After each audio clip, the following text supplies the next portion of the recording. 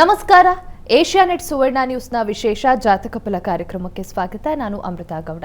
ಈ ದಿನದ ಜಾತಕ ಫಲ ಸಂಚಿಕೆಯಲ್ಲಿ 12 ರಾಶಿಗಳ ಫಲಾಫಲ ಹಾಗೆ ಈ ದಿನದ ಪಂಚಾಂಗದ ಮಹತ್ವ, ನೀವು ಕಳಿಸಿರುವಂತಹ ಸಂದೇಶಗಳಿಗೆ ಉತ್ತರ, ಪರಿಹಾರ ಇದೆಲ್ಲವನ್ನು ತಿಳಿಸ್ಕೊಡ್ತಾ ಹೋಗ್ತೀವಿ. ಮೊದಲಿಗೆ ಜ್ಯೋತಿಷಿಗಳಾದ ಶ್ರೀಕಂಠ ಶಾಸ್ತ್ರಿಗಳನ್ನ ಕಾರ್ಯಕ್ರಮಕ್ಕೆ ಸ್ವಾಗತಿಸಿಕೊಳ್ಳೋಣ. ಶಾಸ್ತ್ರಿಗಳ ಕಾರ್ಯಕ್ರಮಕ್ಕೆ ಸ್ವಾಗತ. ತಮಗೆ ನಮಸ್ಕಾರಗಳು. ಶಾಸ್ತ್ರಿಗಳೇ, ಮೊದಲಿಗೆ ಈ ದಿನದ ಪಂಚಾಂಗದ ವಿಶೇಷತೆಯನ್ನು ತಿಳಿಸ್ಕೊಳ್ಳೋದಾದ್ರೆ. ಶ್ರೀ ಗುರುಭ್ಯೋ ನಮಃ. ಹರಿ ಓಂ. ಮೂರ್ತಿತ್ವೇ ಪರಿಕಲ್ಪಿತ ಶಶಿಭೃತೋ ವೃತ್ಮಾ ಪುನರ್ಜನ್ಮನ ಆತ್ಮೇತ್ಯಾತ್ಮವಿದಾಂ ಕೃತುಶ್ಚೇಜತಾಂ ಭರತ ಅಮರ ಜ್ಯೋತಿಷಾಂ ಲೋಕಾನಾಂ ಪ್ರಳಯೋದ್ಭವ ಸ್ಥಿತಿ ವಿಭಶ್ಚಾನೇಕಧಾಯ ಶ್ರಿತೌ ವಾಚನ್ನ ಸದದಾತ್ವನೇಕ ಕಿರಣ ತ್ರೈಲೋಕ್ಯ ದೀಪೋ ರವಿಹಿ. ಸಮಸ್ತ ವೀಕ್ಷಕರಿಗೆ ಶುಭೋದಯ, ಶುಭ ಬೆಳಗು. ಈ ದಿನದ ಸಂದೇಶಗಳನ್ನು ಪರಿಶೀಲಿಸೋಣ. ತತ್ಪೂರ್ವದಲ್ಲಿ ಹೊತ್ತಿನ ಪಂಚಾಂಗವನ್ನು ಗಮನಿಸಿಕೊಳ್ಳೋಣ. ಶ್ರೀ ಕ್ರೋಧಿನಾಮ ಸಂವತ್ಸರ, ದಕ್ಷಿಣಾಯಣ, ವರ್ಷ ಋತು, ಭಾದ್ರಪದ ಮಾಸ, ಶುಕ್ಲ ಪಕ್ಷವಾಗಿದೆ. ಈ ದಿವಸ ಬುಧವಾರವಾಗಿರತಕ್ಕಂಥದ್ದು, ಅಷ್ಟಮಿ ತಿಥಿ, ಜ್ಯೇಷ್ಠ ನಕ್ಷತ್ರ. ಈ ದಿವಸ ಬುಧವಾರ, ವಿಷ್ಣುವಿನ ವಾರ. ವಿಷ್ಣುವಿನ ವಾರದಲ್ಲಿ ವಿಷ್ಣು ಸ್ಮರಣೆಯನ್ನು ಮಾಡಬೇಕು. ಯಾವ ರೀತಿಯಲ್ಲಿ ಸ್ಮರಣೆ ಮಾಡೋದು ಅಂತ ಸಾಮಾನ್ಯವಾಗಿ ಜನರಲ್ಲಿಗೆ ಏನು ಇರ್ತದಪ್ಪ ಅಂದರೆ, ಎಷ್ಟೋ ಜನಕ್ಕೆ ಏನು ವಿಷ್ಣು ಸೂಕ್ತ ಹೇಳ್ಕೊಳ್ಳಿ ಅಂದರೆ ಗೊತ್ತಾಗೋದಿಲ್ಲ, ಕಷ್ಟ. ಅದರ ಗಂಧ ಗಾಳಿ, ಅದರ ಪರಿಚಯವೂ ಇಲ್ಲದೇ ಇರತಕ್ಕಂಥ ಎಷ್ಟೋ ಲಕ್ಷಾಂತರ ಮಂದಿ ಇರ್ತಾರೆ. ಇಂಥವರೆಲ್ಲ ಏನು ಮಾಡೋದು? ವಿಷ್ಣು ಸ್ಮರಣೆ, ವಿಷ್ಣು ಪೂಜೆ ಅಂತಂದರೆ ಸಾಮಾನ್ಯವಾಗಿ ನೆನಪಿಗೆ ಬರೋದು ನಮ್ಮ ಆ ಬೆಟ್ಟದ ಒಡೆಯ ತಿರುಪತಿ ತಿಮ್ಮಪ್ಪ ಕಣ್ಣು ಮುಂದೆ ಬರ್ತಾನೆ. ವಿಷ್ಣು ಅಂದರೆ ನಮಗದು ಶ್ರೀನಿವಾಸನ ಕಲ್ಪನೆ ಬರ್ತದೆ.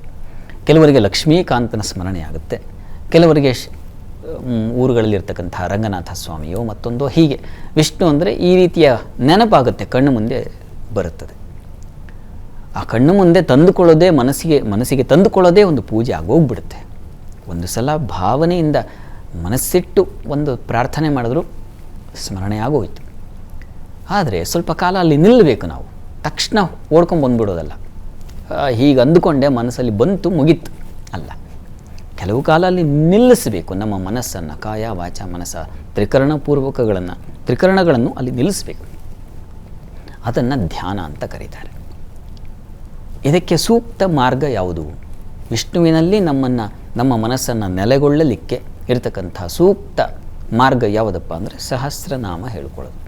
ವಿಷ್ಣುವಿನ ಸಹಸ್ರನಾಮಗಳನ್ನು ಒಂದೊಂದು ನಾಮಾವಳಿ ಹೇಳುವಾಗಲೂ ವಿಷ್ಣುವಿನ ಸ್ಮರಣೆ ನಮ್ಮ ಕಣ್ಣುಗಳಿಗೆ, ಮನಸ್ಸುಗಳಿಗೆ, ಎಲ್ಲ ಇಂದ್ರಿಯಗಳಿಗೆ ವಿಷ್ಣುವಿನ ರುಚಿಯನ್ನು ನಾವು ಅಂಟಿಸಬೇಕು, ಹಚ್ಚಬೇಕು. ವಿಷ್ಣುವಿನ ನಾಮಾವಳಿ ಅಂತಕ್ಕಂಥ ಯಾವ ರುಚಿಯಾದ ಹಣ್ಣುಗಳಿದ್ದಾವೆ ಅವುಗಳನ್ನು ಇಂದ್ರಿಯಗಳಿಗೆ ತಿನ್ನಿಸಬೇಕು.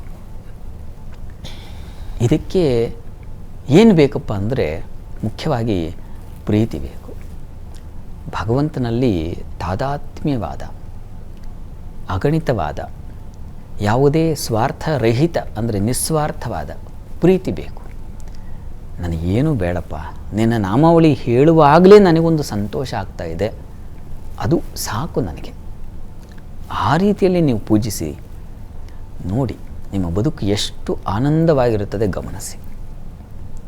ಈ ದಿವಸ ಪ್ರಯತ್ನ ಮಾಡಿ. ಒಳ್ಳೆಯದಾಗಲಿ.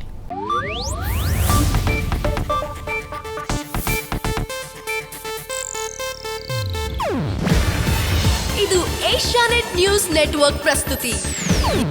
ನೀವು ನೋಡ್ತಿದ್ದೀರಾ ಏಷ್ಯಾನೆಟ್ ಸುವರ್ಣ ನ್ಯೂಸ್.